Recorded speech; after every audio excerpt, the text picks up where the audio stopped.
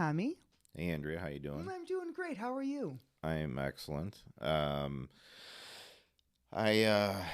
getting ready for this Wednesday. I go into Hairborn Salon to get buttered up, as Dave says. Is that what he calls it? Yes, gets my hair all buttery. I go about every 3 weeks. I can't stand waiting any longer than that. I know it doesn't look like it's long, but it just feels long and uncomfortable after that. So, I'm at that point where it's like it's manageable, but Looking for a I'm buttering. looking forward to my buttering. And so I'll be, yeah, and it's always fun to see him and just be in that atmosphere. It's a cool place. So, but just as a reminder to people, if you do visit Hairborn Salon in Lombard, Illinois, right off of 53 and North Avenue, you will receive 10% off. And that's a great deal for the wonderful service that they give. So, But you have to tell him that the Trippi Coaching podcast sent you. that's So right. go to Dave and say, here, I'm here to get buttered up, and see how he treats you. And he'll take care of you. He'll laugh. He'll give you a hug, and then he'll throw you in a chair. That sounds like a good time. So I just want to thank everybody out there for communicating with us on the Trippi Coaching Podcast Facebook page. We did put out last week that we were looking for questions, and we received them. So we're here today to read your questions on the podcast and give you our answer. This one comes from Lisa, and she says, I'm on a cruise and I love to have this before my workout. I just don't know if they're hurting me or doing me good. And Tommy's going to read you what this is.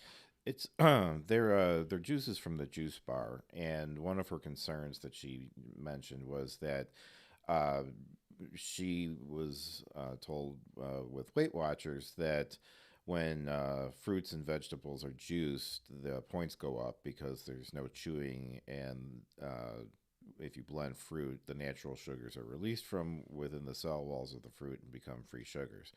So this isn't wrong. You do get more fiber if you're actually eating the actual fruits and vegetables. But the sugars that you're getting from these drinks are good sugars. And we'll get into how to use that in a minute. But I just kind of wanted to go through what the menu is. She sent us a picture of the menu from the juice bar. It had 7 different drinks. And I'm going to run through them just so you have an idea of what kind of drinks she's looking at here and trying to decide if this is good or not. First one is called the Immune Booster. It's made of grapefruit, orange, and lemon. Next is the Cleanser, green apple, pineapple, celery, and cucumber. The Antioxidant, watermelon, red grapes, cantaloupe, and carrots. The Rejuvenator, carrots, cucumber, apple, and ginger. The Booster, carrots, turmeric root, and ginger. The Nutter, banana, peanut butter, coconut milk, and soy milk. And That then sounds good. finally, the Tropical Twist, pineapple, kiwi, honey, almond milk, and coconut milk. These are all fine drinks. These are all perfectly good to have. Now, the thing is, she's asking about having them before and after her workouts. So this is where timing does matter, depending on what your goals are. Yeah. So, Lisa, if your goal is weight loss and you're going to have a drink like this before your workout, your body is going to burn off that drink before it goes into any fat reserves. So if your goal is weight loss, I suggest having that as a post-recovery drink. You could have that, and I would pair it with some type of protein, whether it's, a couple hard-boiled eggs or a shake or a couple of nuts, just to kind of slow down that sugar absorption, even though it's good sugar. So yes, Tommy and I both agree that you could have this. It's healthful for you. It's a clean juice. It's just going to be depending on your goal and the timing of drinking that juice.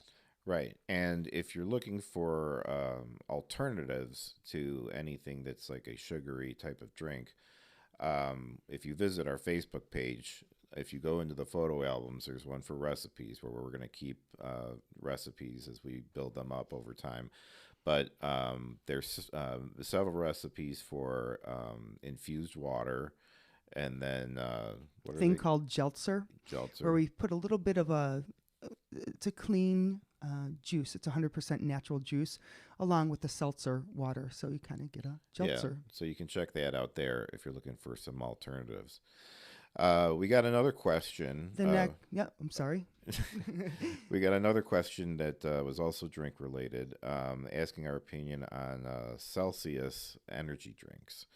Um, we have we are not big energy drink people. In fact, we've got no love for energy No drinks. love at all. Um, there's too many side effects versus the benefits to it, of which there are next to none. There's a lot better ways to get your energy naturally and not through chemical drinks like these. There's at least 200 milligrams of caffeine in one drink. That's 2 cups of coffee. They're highly caffeinated. They have high intensity sweeteners like sucralose, and some of them have stevia in them. Guarana seed extract that increase your energy. Names I can't even pronounce, which if you can't pronounce an ingredient, don't even put it in your body. And there's green tea leaf extract in there. But you know what? That's been associated with a lot of liver diseases at high doses. So you kind of want to just stay away from this stuff. Have a cup of coffee, stay hydrated, get your energy through the foods that you eat. And when you eat them, The other thing that can be deceiving with those is the size of the containers they come in, because even a Red Bull, you can get, I mean, Red Bulls are relatively small until you get into the really ridiculous, 16, 20 ounce size, whatever's. But, if they're 8 ounces, you'll slam that in a second. And some people will have like 2 of those, and you're getting way too much caffeine before your body can even absorb it and utilize it. And then that's when you're having like heart palpitations and things like that. I definitely wouldn't recommend doing it before any sort of strenuous activity, like people who are gonna like have a Red Bull and then go, for a run. Bad idea. oh yeah, you're just increasing your heart rate. And not recommended for children at all. No. Not recommended for people who are pregnant or trying to get pregnant, or Yep. anybody nursing. It has taurine in it, which is not good. So And if you have any heart issues at all, you definitely don't want it. I don't care if you just have slightly elevated high blood pressure, don't mess with them. yeah, I actually, when I've been in, wrestling training with the younger kids, there's kids like 18 years old, and they just will come in there with a Monster energy drink, slam it, and then they get in the ring and they're running full throttle, bouncing off the ropes. And I tell them, I'm like, you don't need this. You will never have more natural energy in your life than you do at 18 years old. You have all the hormones and energy in the world. Please don't do this, and don't form the habit, because these things are a slippery slope, and it's something people find themselves getting addicted into, because your body doesn't have to produce its own energy or run off of the energy that it's stored. It's using this chemical instead, and then becomes dependent upon it, which is why people then need to drink more and more of them to be able to get up to that energy every day, and why they're so damn tired when they don't. I remember I had a client once who was so hooked on, I've had a couple who were so hooked on them that they were buying cases of those 5 hour energy drinks and living on those things.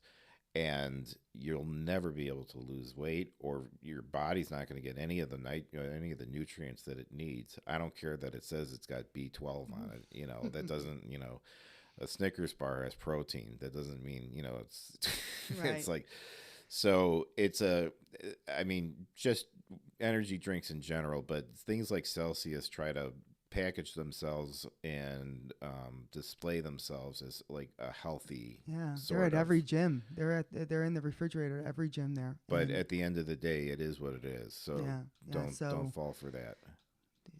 We don't suggest it for sure.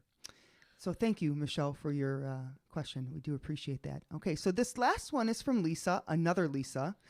We had two Lisas. So I'm struggling with weight training. I want to know how often, the date of the week, and the time frame. So, Lisa, we're going to approach this kind of based on age. So yeah, I mean, I would. It depends on how old you are, how much time you're willing to commit during the Right. week to this. But like if you're talking someone between 25 and 35 years old, I'd say 5 days a week, at least 10 to 15 minutes of warming up, even if it just means walking on the treadmill, but some sort of cardio. And then lifting for 30 to 45 minutes, and then stretch at the end.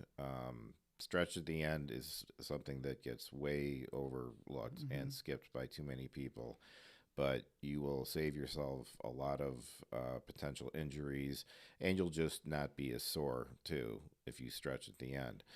Um, as you go up in age, maybe the days drop, depends on, how physical and how much you've worked out in the past. If this is something new for you and you're between 50 and 65 years old, then, maybe 3 or 4 days a week. But I still say start with that cardio, but definitely still do the strength training, because it's going to help you with building your bone density, your overall body composition and strength you have there, which will only help improve your quality of life. Whether it's picking up a bag of groceries or, just like I had a client who was in her 70s who just was very uncomfortable around her little dog that she had, because she didn't have good balance and good strength. So we worked on her balance, we worked on her strength, and she was able to then be around her dog and enjoy it without having that worry. And that's where a better quality of life comes in. So and you just feel better. Yeah. Plus, when you're doing strength training, you're burning off sugar. I mean, there's so many benefits. Yeah. And it doesn't have to be limited to a gym. So Lisa, I believe you belong to a gym, but if you don't, finding a park bench, doing some push-ups or step-ups or squats, any type of resistance to the muscle, time and tension, will be beneficial for you. I mean, yoga, there's a lot of great yoga. A lot of strength in yoga that you can get very, very strong from doing, because it incorporates your body weight, isometrics, and in the type of yoga I like doing, it's got what's called dynamic resistance, where you create your own resistance. And you need no equipment to do any of this.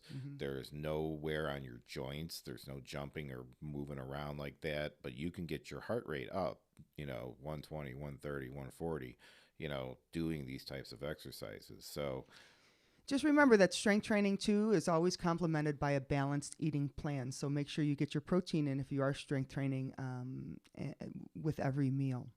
So Lisa, thank you for participating, and I appreciate all of you for communicating with us. We're going to do this once a month, so write your questions in. We'll answer you personally, but then we're also going to bring it on the podcast, because if you have that question, somebody else does too. That's right. Yeah. Well, thank you again to everybody, and as always, I have been who else but Tommy else. And I am Andrea Trippi. And until the next time, here's to a healthier, more confident you. The Trippi Coaching Podcast is produced and mixed by me. Who else but Tommy else? Theme song provided by Professor Click. Be sure and check him out at professorclick.com. All one word, KLIQ.com. The content provided in the Trippi Coaching Podcast is for informational purposes only and is not intended as a substitute for professional medical, health, wellness advice, diagnosis, or treatment. Always seek the advice of your physician or other qualified health provider with any questions you may have regarding a medical condition.